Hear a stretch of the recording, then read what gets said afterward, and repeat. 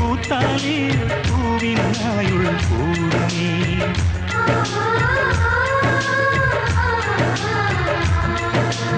இரண்டு கண்கள் என்றாலும் பார்வை என்றும் ஒன்றுதான். உருவத்திலே தனித்தனிதான், உள்ளம் என்றும் ஒன்றுதான். ஒரு சேவல்தான் நடை காத்தது, இந்த அதிசயம் பாருங்கள், கண்ணனை வாழ்த்துங்கள்.